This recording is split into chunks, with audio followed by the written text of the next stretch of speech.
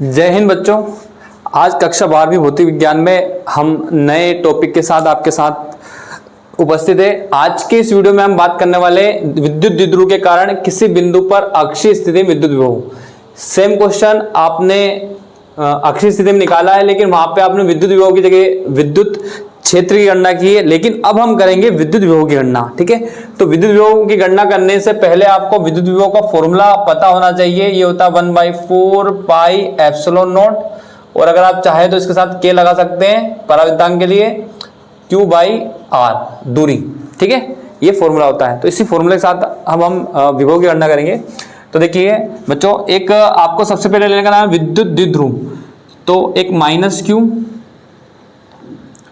और +q, ये -q और +q दो बिंदु आवेश है जो A तथा B पर रखे हैं। इन दोनों की को मिलाने वाली जो लाइन है, इसी लाइन के अनुदिश अक्षीय स्थिति में एक बिंदु P है, बिंदु P। तो ये बिंदु P जो है ये कितना दूर है, तो ये इसके मध्य बिंदु O से, इस O से R दूरी पर है। कितनी दूरी पर है? R दूरी पर। ठीक है, मध्य बिंदु O से, द्विध्रुव के मध्य बिंदु O से R दूरी पर स्थित है। और जो द्विध्रुव है इसकी टोटल लंबाई है 2a, और आप चाहें तो यहाँ से इसको 2 हिस्सों में बांट सकते हैं। यहाँ से लेके यहाँ तक की दूरी जाएगी a, और यहाँ से लेके यहाँ तक की दूरी हो जाएगी a। इसका मतलब ये हुआ कि OB और OA कितना हो गया? a हो गया। ठीक, अगर आप यहाँ पे एक परीक्षण आवेश रखते हैं Q0, तो आप देखो +q चार्ज इसको प्रतिकर्षित करेगा और -q चार्ज जो इसको क्या करेगा? आकर्षित करेगा। ठीक है, लेकिन आप यहाँ पे करने वाले हो विभव की गणना। तो विभव की गणना करने के लिए आपको बस ये बताना है कि इसमें आप q डॉट चार्ज लेने की इसमें आवश्यकता नहीं है ना। विद्युत क्षेत्र में तो आपको क्या करना पड़ेगा? दिशा बतानी पड़ेगी कि दिशा बाहर की तरफ है कि अंदर की तरफ है, इसलिए हम q नॉट चार्ज ले लेते हैं। आपको अब यहाँ पे बताना है इसके ऊपर कितना विभव है। ठीक है, इसके ऊपर कितना विभव है, मतलब +q चार्ज जो है इस पॉइंट P पर कितना विभव आरोपित करता है। इसका मतलब ये हुआ कि आप बाहर, और -q आवेश के कारण क्या करेगा? आकर्षण महसूस करेगा। तो सीधा सा अपने को करना है क्या है? +q आवेश के कारण इस पर कितना विभव होगा? तो +q आवेश के कारण बिंदु P पर विभव, तो ये हो जाएगा V = 1 इसको 1 दे दो, V1 = 1/4 pi epsilon not k क्या है यहाँ पे? पराविद्युतांक। ठीक है, और q बटे दूरी का स्क्वायर। तो दूरी क्या है? +q आवेश से p की दूरी कितनी है? तो +q आवेश से p की दूरी है AP। कितनी है? AP। तो यहाँ पे जाएगा AP। ठीक, अब हम एक काम करते हैं, इस AP की वैल्यू भी निकाल लेते हैं। तो देखो AP जो है, AP अपने आप में अगर आपको निकालना है तो AP निकालने के लिए आपको OP में से OA माइनस करना पड़ेगा। OP में से OA माइनस करना पड़ेगा, तो OP माइनस OA। ठीक है, तो आप देखोगे OP कितना है? OP है R, और आपने माइनस करा है तो R माइनस A। इसी तरीके से आपको अगर B से लेके P तक, यानी कि आपको PB की दूरी निकालनी है, तो PB की जो दूरी है वो जैसे आप P से चलना स्टार्ट करोगे तो यहाँ तक आओगे तो R चलोगे, और R के बाद आपको चलना है A, तो जाएगी R + A, यानी कि OP + OB, तो जाएगी R + A। तो ये दूरी पहले ही आप निकाल लें। AP की वैल्यू रख देते हैं, AP की वैल्यू है R - A। तो V1 = 1/4 pi epsilon not k Q divide by R - A। इसको दे दीजिए क्वेश्चन नंबर फर्स्ट। अब बात करते हैं -q आवेश। तो -q आवेश के कारण बिंदु P पर विभव कितना होगा? तो -q के कारण P पर विभव कितना होगा? तो फॉर्मूला होता है V2 = 1/4 pi epsilon not k Q divide by BP या PB। कितना जाएगा? PB दूरी।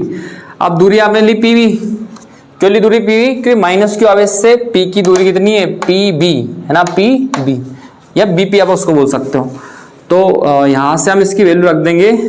PB की वैल्यू क्या निकाली आपने? R + A। तो V2 = 1/4 pi epsilon not k Q divide by R + A।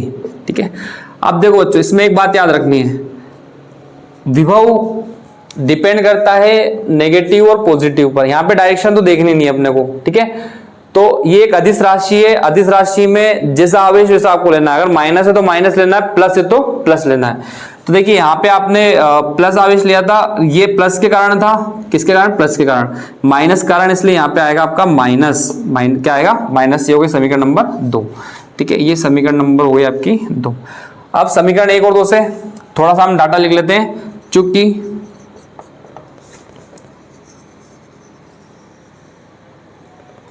ये मामला थोड़ा सा अलग हो जाएगा अपना।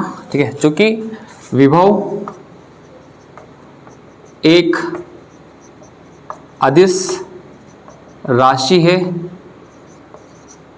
तब योज्यता का नियम यहां पे लगेगा। योज्यता के नियम से, योज्यता का नियम क्या होता है, तो योज्यता का नियम अपने आवेशों के गुण में पढ़ा था।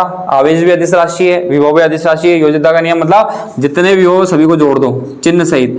तो V बराबर 2 विभव हमारे पास V1 प्लस V2, एक प्लस Q के कारण, एक माइनस Q के कारण। ठीक है, इनकी वैल्यू रख देते समीकरण 1 और 2 से। समीकरण 1 व 2 से, ठीक है, 1 व 2 से। तो V जो है परिणामी विभव है, V1 की वैल्यू है आपकी, V1 की वैल्यू है 1/4 पाई एप्सिलॉन नॉट के Q divide by R minus A। ठीक है, फिर प्लस लगा के V2 की वैल्यू क्या है, तो V2 की वैल्यू है ये यहाँ पे। ठीक है, 1/4 पाई एप्सिलॉन नॉट के minus Q divide by R plus A। ठीक है, ये दोनों वैल्यू आ गई। क्या कॉमन दिख रहा है, तो 1/4 पाई एप्सिलॉन नॉट के, और Q यहाँ पे कॉमन है, यहाँ पे भी सेम। ठीक है, तो V equals to 1/4 pi epsilon not के, Q भी आपका कॉमन आ गया। यहाँ अंदर क्या बचा, तो यहाँ पे बचा R माइनस ए डिवाइड में। तो R माइनस ए जब आपका बटे में बचा है तो ऊपर रहेगा 1 R माइनस ए, ये लगा दिया प्लस। यहाँ क्या बचा, यहाँ बचा -1 बचा, क्या बचा, -1 R प्लस ए। तो प्लस माइनस कर दो इसको माइनस, क्या कर दो, प्लस माइनस माइनस।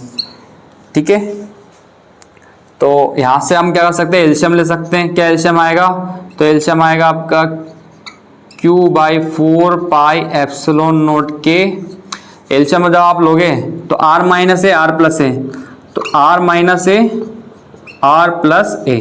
ठीक है, तो R प्लस ए का मल्टीप्लाई इधर साइड हो जाएगा और R माइनस ए का दूसरी तरफ, तो R प्लस ए R माइनस ए, और बीच में क्या आ जाएगा, माइनस का चिन्ह। ठीक है, इसको थोड़ा सा बड़ा करके लिख देते हैं, R माइनस ए R प्लस आ गया कॉमन। ठीक है, इसका मल्टीप्लाई होगा R प्लस ए R माइनस ए।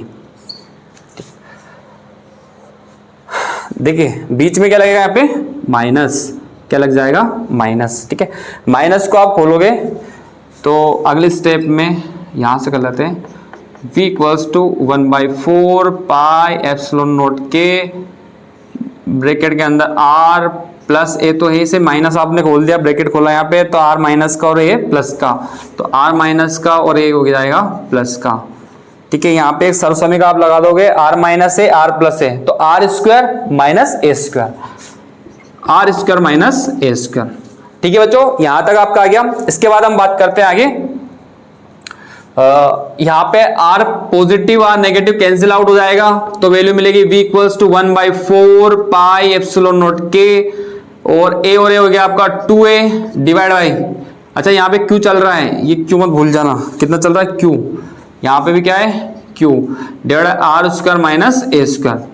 देखिए बच्चों, अब Q इंटू 2A क्या है, ये है आपका P बराबर होता है Q इंटू 2A, द्विध्रुव आघूर्ण। ठीक है, इसकी जगह P रख देते हैं, तो V equals to 1/4 pi epsilon not के Q इंटू 2A, तो ये हो जाएगा Q इंटू 2A हो जाएगा आपका कितना, तो ये हो जाएगा 1। ठीक है, मतलब सॉरी P हो जाएगा, क्या हो जाएगा P, कितना हो जाएगा P डिवाइड बाई बचा क्या R square minus a square. ठीक, अब देखिए आपके पास एक तो K है, तो K को तो हम क्या लिख देंगे, K बराबर एक होता है किसके लिए, हवा या निर्वात के लिए, हवा निर्वात के लिए K का मान तो एक हो गया, तो इसकी जगह तो क्या रख देंगे, एक रख देंगे। और देखिए R, अगर आपका द्विध्रुव बहुत छोटा हो तो R जो है, द्विध्रुव को आपने बहुत छोटा कर दिया तो R बड़ा हो जाएगा और ये दूरी जो है वो छोटी हो जाएगी, तो R is greater than A, है ना। अतः ए को नगण्य मानने पर, ए को नगण्य मानने पर, ठीक है, दो कंडीशन आपने लगा दी। हवा निर्वात के लिए के का मान 1 होता है। अगर आप स्टार्ट में भी इसको बिना के भी सोल्व करोगे तो भी आपका आंसर सही रहेगा, बिना के कर दोगे तो भी सही रहेगा। आपको हवा निर्वात में के लिए रहेगा, और कोई माध्यम में तो उसका प्रभाव इससे पड़ेगा, ठीक है। तो हवा निर्वात के लिए के का मान 1 हो गया, और आर जो है बहुत बड़ा है किससे, ए से, तो ए को हमने मान लिया नगण्य। तो अब इक्वेशन क्या बनेगी आपकी, v equals to 1/4 pi epsilon not, ये क्या हट गया आपका, के की वैल्यू हो गई 1, यहाँ पे है p divide by are square minus a square, a को नगण्य मान लिया तो सिर्फ बचेगा आपका आर स्क्वायर। यही आपका आंसर है, ठीक है, और ये जाएगा आपका वोल्ट में, ठीक है। तो ये इसकी यूनिट आ गई। विद्युत द्विध्रुव के कारण किसी बिंदु पर अक्षीय स्थिति में विभव, अक्षीय स्थिति में विभव हो जाएगा आपका 1/4 pi epsilon not p divide by are square, है ना। तो v डायरेक्टली प्रोपोर्शनल किसके है, तो v डायरेक्टली प्रोपोर्शनल है r 1/r स्क्वायर के, ठीक है, v डायरेक्टली प्रोपोर्शनल है 1/r स्क्वायर के। तो इस तरीके से ये आपके एक महत्वपूर्ण क्वेश्चन का आंसर हो गया। अक्षीय स्थिति में आप ध्यान रखेंगे कि अक्षीय स्थिति में विद्युत क्षेत्र में यहाँ पे आता है 2p divide by r cube आता है, r की पावर कितनी आती है, 3 आती है, लेकिन विभव के केस में यहाँ पे r की पावर कितनी आएगी, 2, ठीक है बच्चों। तो इस वीडियो में इतना ही, इसके बाद नेक्स्ट वीडियो में मिलते हैं, तब तक के लिए जय हिंद जय भारत।